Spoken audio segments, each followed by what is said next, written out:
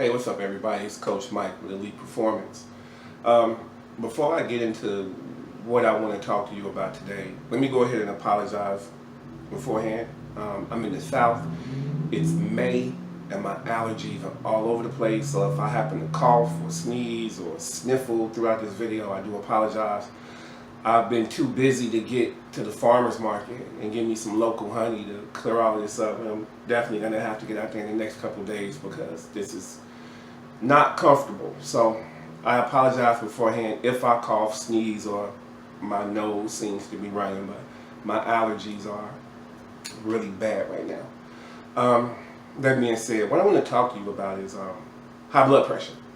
Right? I want to explain to you what it is and how easily it can be cured, and more so what it's not. All right, now if you haven't seen my video where I'm talking about the importance of salt, you need to go back and watch that one first, because otherwise I'm going to have to literally repeat everything that I said about salt. So go ahead and watch that video first, and then this one will make more sense. If you've already watched that one, then you understand where I'm coming from. Alright, so first thing we have to do is define blood pressure. What is blood pressure? Well, in your circulatory system, your heart, your veins, all of that stuff, you have veins that bring blood to the heart, and you have arteries that take blood away from the heart. Now, with the exception of the difference being, the direction that blood is moving in either one of them, the main difference between an artery and a vein is that the artery has muscles.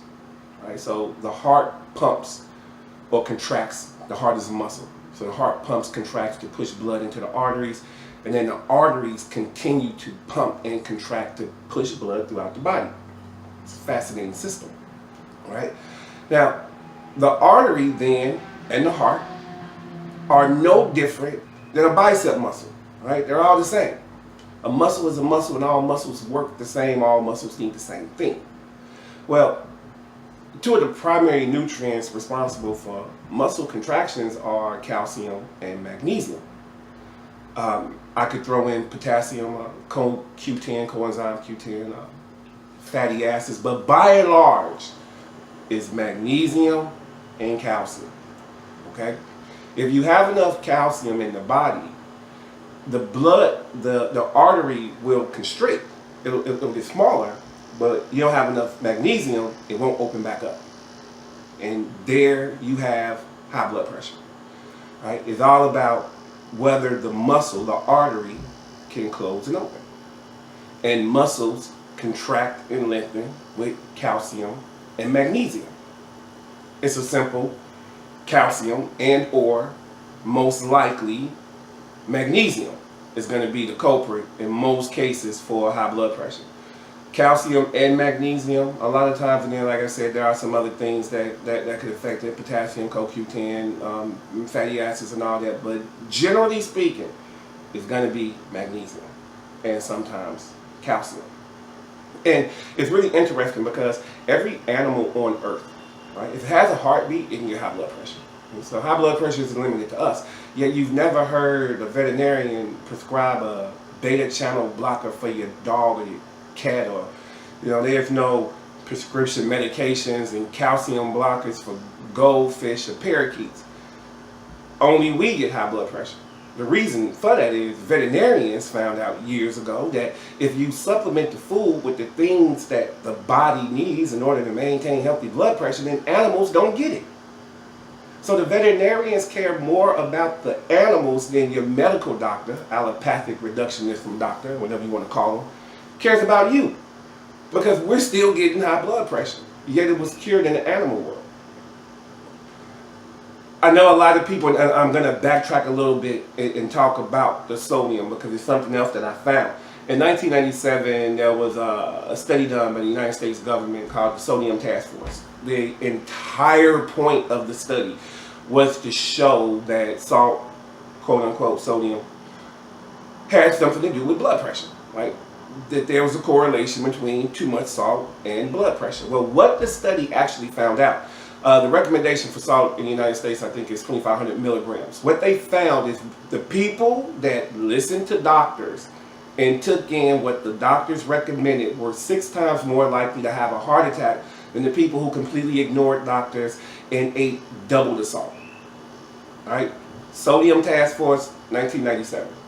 And we can also look at Japan, just the Japanese culture, who use, I think it's 15 milligrams, 15 grams of salt a day. It's an insane amount of salt that Japanese people use in cooking. They actually consider salt to be very, very sacred. And they don't get high blood pressure. I don't even think they know the term high blood pressure. They don't get heart disease. And yet in America, where salt is restricted, you get high blood pressure or whatever. I know a lot of this sounds weird. I know a lot of people are looking like, Coach Mike, you say a lot of stuff and it sounds really strange and I've never heard that before. And it's a good reason for that. It's because I'm speaking to you from a naturopathic point of view, not an allopathic point of view.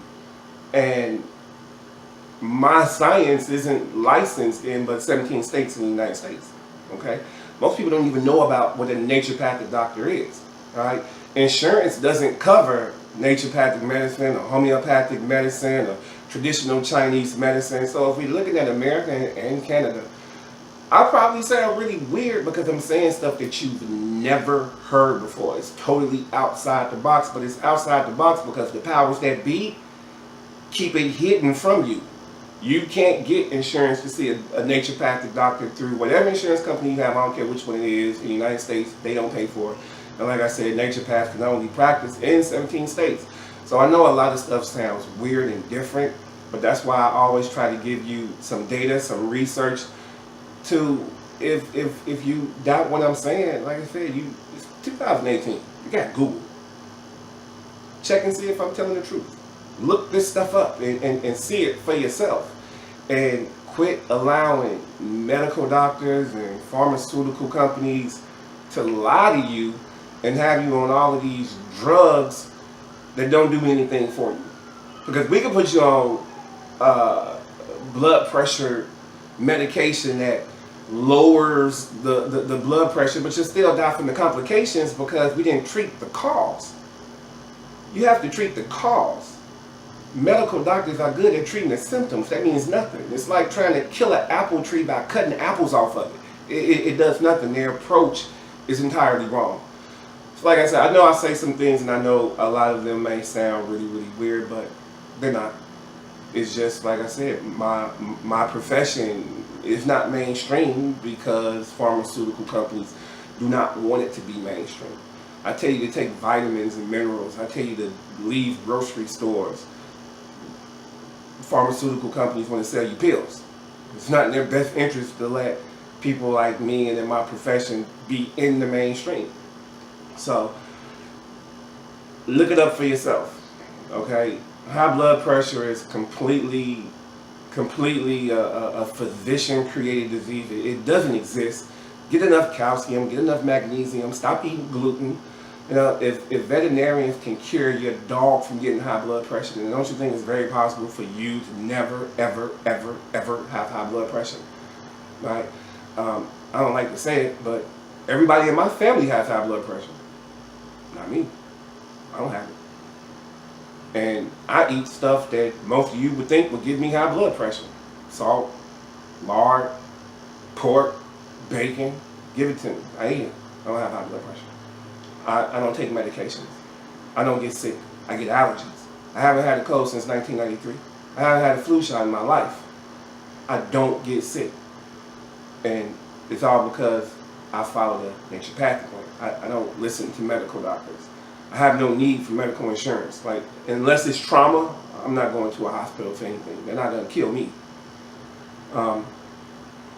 Look it up for yourself, though. The Salt Task Force, 1997. And Japanese diet. High blood pressure is magnesium. It's calcium. And there are very good supplements out there that will help you get the amount of calcium that you need. And some really bad ones. For existence, you get a supplement that tells you that it has blah blah blah blah how much calcium. I don't care what the number is. You look at the ingredients and you see it says calcium carbonate. Your body can't use calcium carbonate. So out of, if there were 1,400 grams, 1,000 grams, and you take 2 pills of calcium carbonate, you're probably going to get about 28 micrograms. You're not going to get anything. So you have to be careful about where you buy your supplements. I mean, if you're buying them from a local grocery store, or drug store, or vitamin store, it's probably garbage. I'm just telling you the truth. That's why Americans spend so many billions of dollars on supplements, yet they're sick because you're getting them from the wrong places or the wrong companies. Those companies' quality control isn't that good. But high blood pressure is easily manageable. Like I said, cut out gluten, number one. Get enough calcium, get enough magnesium, and in certain cases, maybe more potassium, CoQ10, some fish oils, and things like that. Until next time, guys, I'm Coach Mike with Elite Performance. Enjoy this good weather. I didn't sniffle and sneeze, so I'm happy. As always, I want to see you guys healthy and happy. Take care.